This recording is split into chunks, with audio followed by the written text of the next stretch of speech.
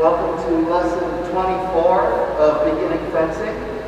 Today we're going to talk about penalties, and then you can go to your top hat. There's some auxiliary training and a couple of short videos that will set you up for the next lesson that talk about what happens on the strip when we start to do matches. If you've ever done like youth soccer, you're familiar with a penalty card system. And the fencing system for penalties is fairly similar, except we have more cards. We have yellow cards, red cards, and black cards. And for our system, a yellow card is a warning. Nothing really happens, but you've committed something that you shouldn't have done. The referee's seen it and tells you so. A red card, a little more severe, is a point for your opponent. And a black card jumps up to the most severe thing. You are now out of not just that match, but the entire tournament. Now there are 3 types and colors of cards, but we have 4 levels of cards. So this is the penalty chart, and you can see this is the first level. And in the first level, if you commit one of those penalties, you get the yellow card warning. And if you commit any of them, it does not have to be the same offense, then you go to a red card and your opponent gets a point. And you can see that it never goes to a black card on that first level. Second level is a little more severe. No warning. Basically red cards forever. So you commit one of these, you get a red card. You commit more of them, you get red cards. But again, it never goes to black. Third level, we'll talk about those specifically, but primarily red, black. So in this one, your red card is a warning, and then we'll say it's a group 3 red card, because that warns you that, oh, if I commit any other group 3 penalties, I'll be kicked out. And finally, the most severe, which is black cards immediately. So, let's start talking. We won't discuss all of the different penalties. Some of them are a little bit about technical rules, but we'll hit the primary ones that would actually happen while you're fencing. So, out, Will.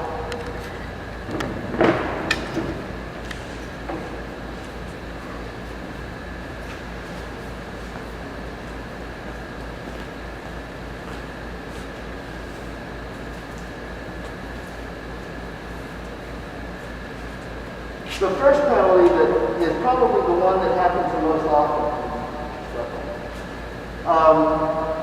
is what we call covering target.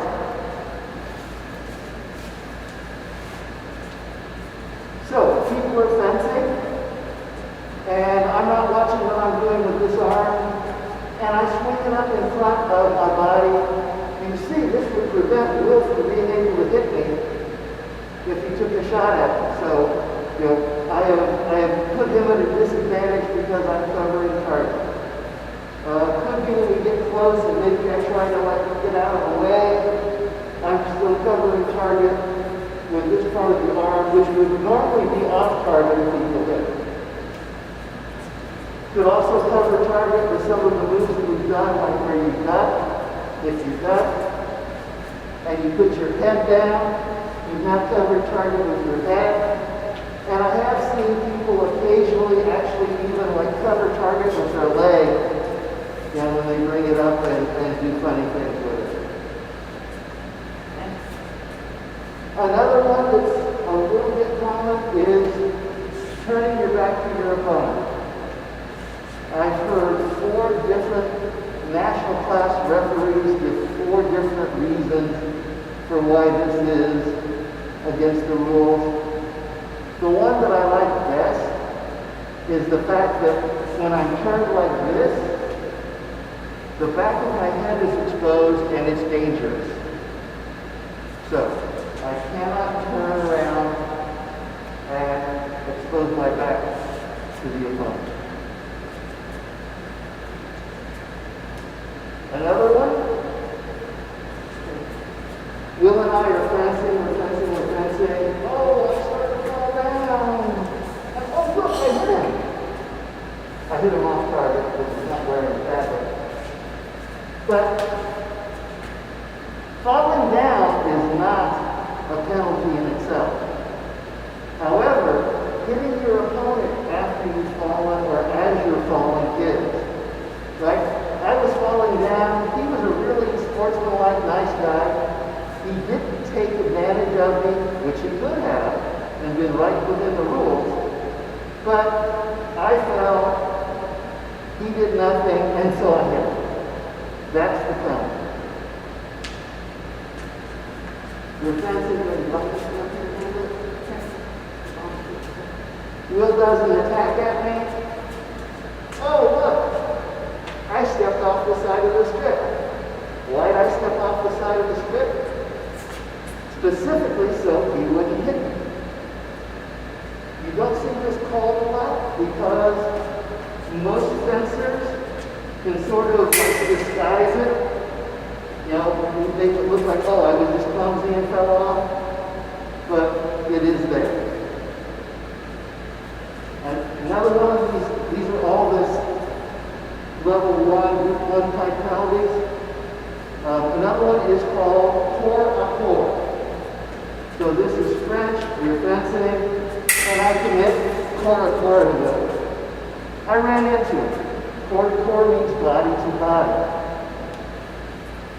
In the old days, this was corps à corps. Any touching, and you would get penalized for it. Look at this at the feet. Yeah, that any part of body touching body. Okay? Nowadays, fencing's become a little rougher, so now I pretty much have to jostle, right? The referee would still call a halt whenever we touch, but unless one of us has, cause the other one to lose a bit of balance, it's not going to be a penalty. Let's see.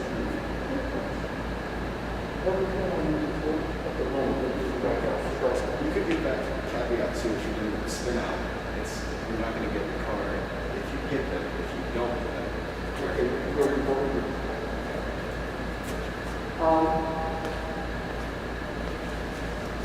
a couple of other ones. The referee, says ready, fence, they fence.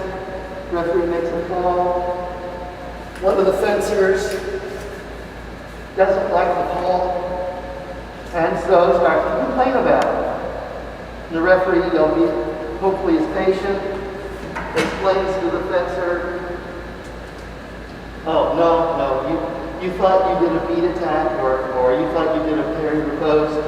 I didn't see it that way, your opponent gets the point. Fencer keeps arguing. Eventually, if the referee gets tired of all that, the referee's just going to say, on guard, let's go back to fencing. The fencer keeps complaining. Referee now has a couple of options for what they can call. First thing they can call is delaying the bout. So, I said I want this bout to come back to going, and you're arguing, so you're not letting the bout keep going, yellow card. Another one that they can call is disobeying the referee. The referee said on guard, you didn't go on guard, you disobeyed the referee, yellow card. And it can keep going if you keep arguing. You can keep getting cards. When you get to an actual Olympic competition, probably the penalty that gets most called is non-working or non-conforming equipment. So they will check the masks. Remember we talked about how they check masks at these tournaments to make sure that they still are good. If your mask wasn't checked, that's a little bit different penalty. But if the referee decides that, your mask isn't good enough, then your equipment doesn't conform. If your jacket or your knickers have a hole in them, your glove has a big hole in it, your equipment isn't safe, and it's going to be a problem. Same thing happens when you test your weapons and such for it to be, okay to work with the electrical equipment. And in fact, I once won a match, and it technically hadn't started yet. A young man had come to a tournament. He just finished his college PE fencing class, said, I want to go try fencing. Do you have that electrical equipment? And they said, yeah, we've got a whole closet of it. Nobody's looked at in years. Go ahead, take what you need. So he grabbed stuff, didn't have any idea of how to check it or test it, and shows up at the tournament, and I'm his first match of the day. They start going through his gear. First sword doesn't pass. He gets a yellow card. And this is a first round 5-touch match. You have to bring at least 2 swords. He's got 3. Second sword doesn't pass. Red card. Third sword doesn't pass. Second red card. He borrows a sword from someone, and then they find out that, also his body cords were bad. So, they give him a red card because his first body cord was bad. He tries his second body cord, gets a red card for that. He borrows a body cord from someone else. They recheck all the swords to make sure they really were bad. They were, and the score is now 4-0. And before you start the match, you test the other person's metallic jacket. And I go out and I hit his metallic jacket, and it registers an off target, and I win 5-0. So, make sure you check your gear when you go to this event. Moving on, Group 2. Group 2,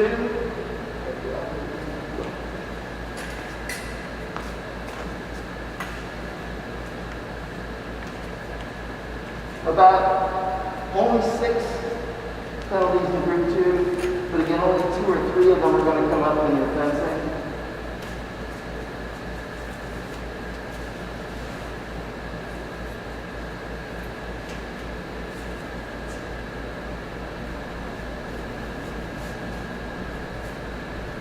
Okay, so Will attacked me.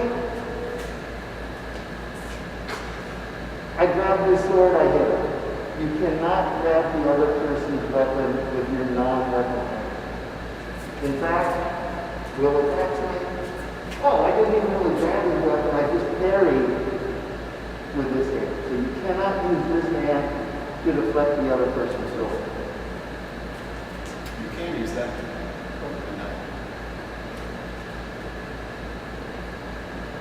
When you're fencing, you won't see this called very often in foil epee because they're point weapons. But in saber, where you do a lot of cutting, you might hit somebody with the bell guard. And so if you hit them with the bell guard, it's a penalty. Red card immediately.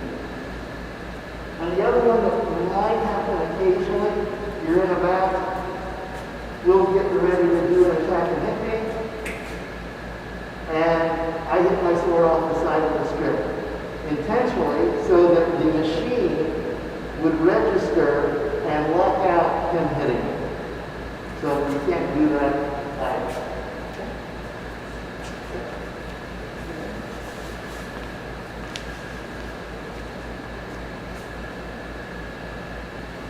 Third level of penalties.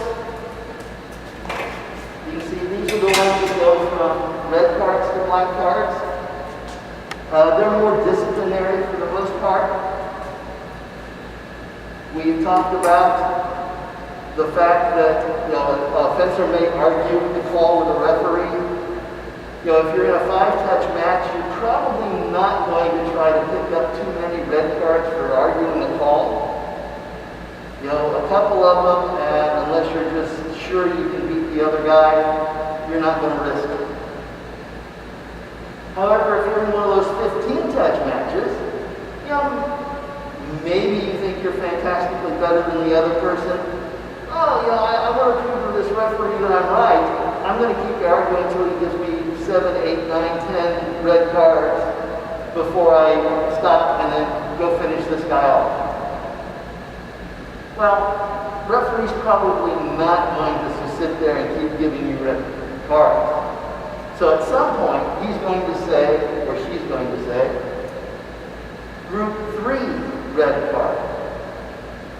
Because of, this.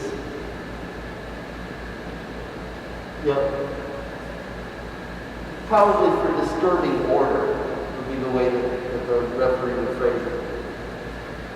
By saying it's a group 3 red card, it lets this fencer know, I am done, this is your last warning, the next card that you're going to get is going to be a black card. You can see up here, it's a little bit unusual, but there are a couple of penalties that have a yellow card going straight to a black card. And that's more for a situation where, ready fence, attack, parry, riposte hits, touch. Point against this person. This fencer knows, yep, that was absolutely the right call. I did my attack really stupidly and I paid for it. However, the fencers, coach, parent, brother, teammate, friend, unaffiliated person who just decides they didn't like the call, comes down and starts arguing with the referee and everything about how bad that call was. Well, unfair to that fencer who's not making a problem that they would be given a red card and their opponent gets a point when they haven't done anything.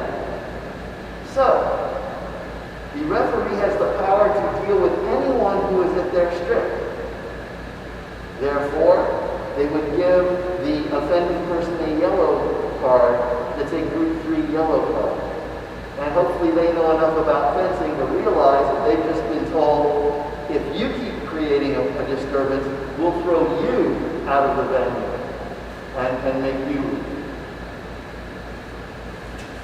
Black cards. To get a black card immediately, you've probably done one of 3 things. You have cheated, you have been very unsportsmanlike, or you have been very dangerous. So cheating obviously goes against the performance-enhancing drug things. You fail that, it's a black card. Probably the most other famous case of cheating was at the Olympics. One of the fencers in épée had set up their épée so that they could make it go off even when they hadn't hit their opponents. And that person was found out and thrown out of the Olympics for that reason.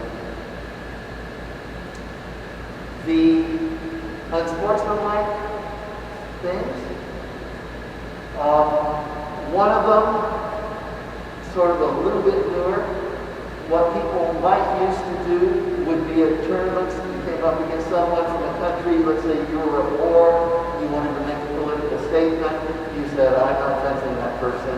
You take your loss in that first round and hope you can come back from it. But now, if you refuse to fence someone, it's a black card immediately. The other one, we'll have to see how this changes when we talk in the next lesson about how to do a match. At the end of the match, at the beginning of the match, you salute your opponent. And pre-pandemic, you were supposed to shake your opponent's hand. you refuse to shake your opponent's hand, or you refuse to salute them, you're being unsportsmanlike, and that's a black card. It has to be a refusal. We can certainly understand, oh, I just won a gold medal in the Olympics. I'm incredibly happy, and I'm celebrating and everything, and I forget momentarily to shake my opponent's hand. So the referee would very much go, shake hands. And now that he's reminded you, if you don't do it, now it's considered a refusal. And then the third section is obviously where someone is doing something that is so dangerous that someone can get injured. Usually doesn't get to be, the fencer throws down their sword, tackles the other fencer, and starts grounding and pounding. That's obviously a black card. Where it most often actually happens is a fencer gets upset, they've lost a match or whatever, they rip their mask off and they fling their mask. Or they pull their sword out and they throw their sword. If you ever make it to a fencing match, you'll see that there are often people pretty close to the strips. And so someone doing that without any regard for where they're tossing their equipment is definitely going to be dangerous. And so that would be a black card immediately. Why do you not want to get a black card? Well, there's three good reasons. First reason is you get thrown out of the tournament. And tournament in fencing is sort of a nebulous term. So, let's say that there are multiple events on the day. It's a local tournament. There's a foil event, an FA event, and you get yourself black carded. Referee could say, you're out of a foil event, black card. Maybe it wasn't, maybe it's like, I did throw my mask, but I didn't throw it at anybody. They're being really kind, and they say, you can fence the event later. They could be, and would be perfectly within their right to say, no, you're black carded for the entire day, and throw you out.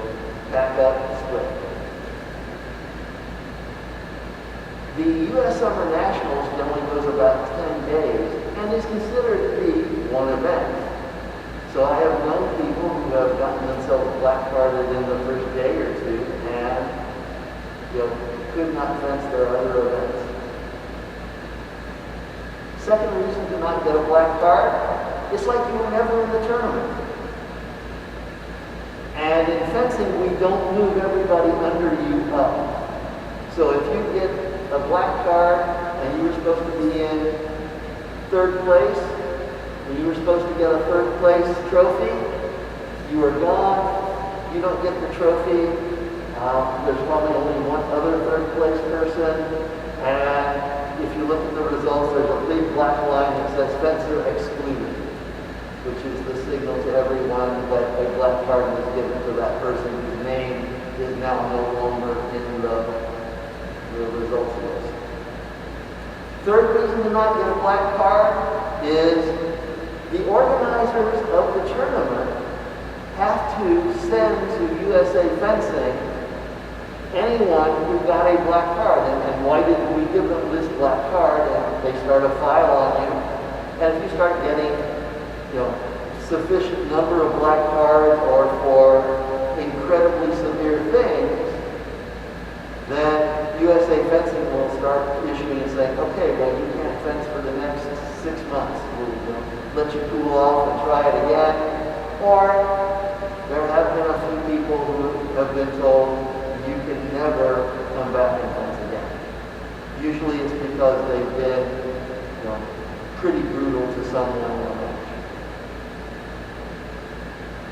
So try to avoid black cards. I've been fencing for over 40 years, and I think I have seen maybe 6 or 7 black cards in my entire 40 years, personally. So in the end, fencers are pretty good about either following the rules or at least knowing how far they can push the referee before they need to tone it down. And that's